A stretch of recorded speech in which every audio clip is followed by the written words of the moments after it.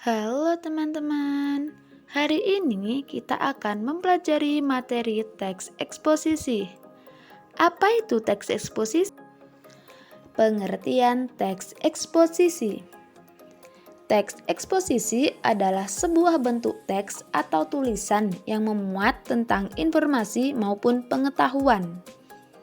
Secara umum, teks eksposisi sendiri memiliki tujuan untuk memberikan penjelasan atau uraian mengenai suatu ide, pokok pikiran, pendapat, informasi, maupun pengetahuan kepada pembaca tanpa bermaksud memengaruhi. Tujuan teks eksposisi.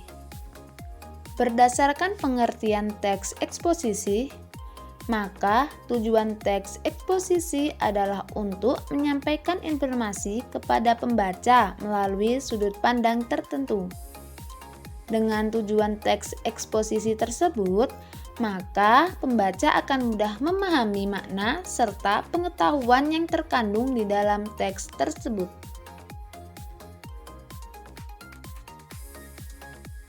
Unsur-unsur teks eksposisi ada dua. Yang pertama, memiliki gagasan. Unsur yang pertama dari teks eksposisi yaitu teks yang mengandung sebuah gagasan. Teks eksposisi sendiri memiliki banyak gagasan seperti penilaian, komentar, dan saran dari penulis terkait suatu topik yang akan dibahas. Banyak gagasan dalam teks eksposisi dapat mengajak pembaca untuk menanggapi masalah yang sedang dibahas penulis. Yang kedua, mengandung fakta. Unsur kedua dari teks eksposisi adalah mengandung fakta yang sebenarnya. Sebagai teks non-fiksi, teks eksposisi menyajikan informasi hingga gagasan sesuai fakta yang benar-benar terjadi. Fakta dalam teks eksposisi biasanya berupa informasi, misalnya seperti waktu, tanggal, peristiwa, bahkan juga pernyataan yang dapat dibuktikan kebenarannya.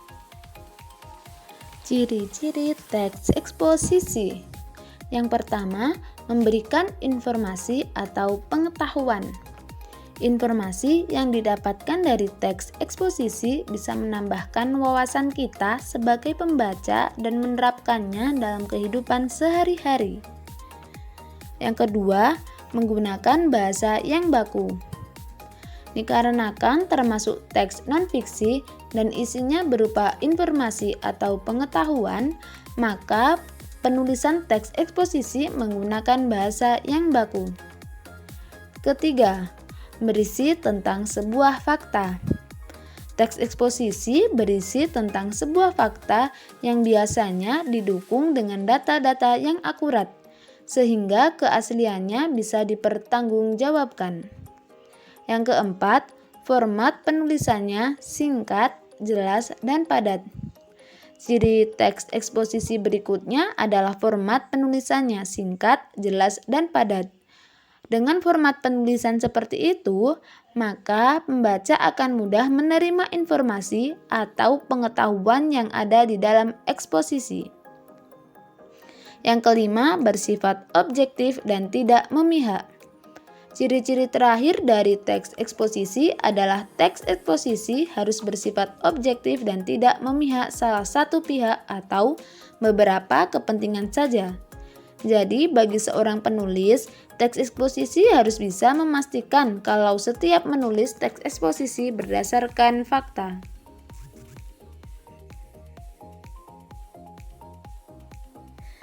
Jenis-jenis teks eksposisi. Yang pertama, eksposisi definisi. Merupakan teks eksposisi yang bertujuan untuk mengungkapkan pengertian atau definisi dari suatu topik. Yang kedua, eksposisi proses adalah teks yang memuat beberapa tahap atau cara untuk menghasilkan sesuatu dari awal hingga akhir. Yang ketiga, eksposisi ilustrasi adalah teks eksposisi yang bertujuan untuk memberikan gambaran secara sederhana antara satu topik dengan topik yang lain. Teks jenis ini biasanya menjelaskan kesamaan atau kemiripan sifat dari suatu topik yang akan dibahas. Yang keempat, eksposisi pertentangan. Eksposisi pertentangan bisa juga dipahami sebagai teks yang memuat beberapa hal pertentangan dari hal yang satu dengan hal yang lainnya. Yang kelima, eksposisi laporan. Merupakan teks eksposisi yang memiliki tujuan untuk menyajikan suatu laporan dari sebuah peristiwa atau objek tertentu. Yang keenam, eksposisi perbandingan adalah teks yang memuat ide atau gagasan utama untuk dibandingkan antara hal yang satu dengan hal yang lain. Kita lanjut materi selanjutnya, yaitu menginterpretasikan makna teks eksposisi. Ada dua cara, yaitu cara pertama, mengidentifikasi struktur teks.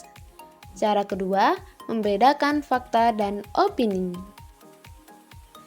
Struktur teks eksposisi ada 3. Yang pertama yaitu tesis. Bagian ini adalah bagian pertama sekaligus pembuka dari teks eksposisi. Tesis sendiri dapat dipahami sebagai bagian yang memiliki fungsi untuk menyajikan pengenalan isu, masalah, gagasan utama, hingga pandangan penulis secara umum terkait topik atau masalah yang dibahas. Kedua, rangkaian argumen. Bagian kedua dari struktur teks eksposisi dapat dipahami sebagai pendapat berupa alasan yang logis, informasi sesuai hasil temuan, fakta yang terjadi, hingga pernyataan para ahli. Yang ketiga, bagian terakhir dari struktur teks eksposisi yaitu penegasan ulang. Setelah penulis menyampaikan isu atau masalah dan sudah didukung oleh berbagai alasan atau pendapat yang sesuai fakta, berikutnya akan disajikan penutup atau simpulan. Tujuan penegasan ulang sendiri adalah untuk memberikan penegasan terhadap pendapat awal sekaligus menyajikan simpulan dan saran terhadap keseluruhan masalah yang dibahas. Cara membedakan kalimat fakta dan juga opini. Kalimat fakta merupakan suatu hal yang telah terbukti kebenarannya. Dan dalam kalimat fakta terdapat fakta berisi sesuatu yang memang terjadi ataupun ada. Sedangkan kalimat opini adalah suatu pernyataan yang belum tentu kebenarannya. Opini pada umumnya berisikan pendapat ataupun gagasan seseorang dalam merespon suatu kejadian atau masalah. Berikut adalah contoh teks eksposisi. Judulnya adalah menjaga kebersihan lingkungan sekolah. Kebersihan lingkungan sekolah adalah salah satu faktor terpenting untuk menciptakan kenyamanan, baik di lingkungan sekolah maupun di lingkungan sekitar. Setiap sekolah selalu mengajarkan anak didiknya untuk menjaga kebersihan lingkungan sekolah. Bahkan kebersihan lingkungan sekolah banyak dilombakan untuk menarik minat sekolah agar mereka peduli kebersihan. Cara untuk menjaga kebersihan sekolah diantaranya membuang sampah pada tempatnya, menghapus papan tulis, menyapu ruang kelas, dan lain-lain. Pembagian piket kelas menjadi salah satu cara untuk menjaga kebersihan lingkungan sekolah. Petugas piket biasanya melakukan tugas membersihkan ruang kelas, seperti menyapu kelas, menghapus papan tulis, dan menyiapkan spidol atau kapur tulis. Selain itu, setiap hari Jumat selalu digunakan untuk melakukan kerja bakti membersihkan sekolah setelah pelajaran pertama selesai. Banyak manfaat yang diperoleh dari kegiatan Jumat bersih. Selain lingkungan sekolah bersih, hubungan murid dan guru juga bisa semakin akrab dengan adanya kerjasama. Kebersihan lingkungan sekolah adalah hal yang tak bisa dipisahkan dari kehidupan sekolah dan merupakan faktor yang sangat penting dalam meraih keberhasilan proses belajar mengajar. Keberhasilan lingkungan sekolah akan lebih menjamin kebersihan seseorang dan menyehatkan. Kebersihan tidak sama dengan kemewahan. Kebersihan adalah usaha manusia agar lingkungan sekolah tetap sehat, terawat secara berkesinambungan. Yuk menginterpretasikan teks eksposisi dari contoh yang Ibu bacakan tadi ya.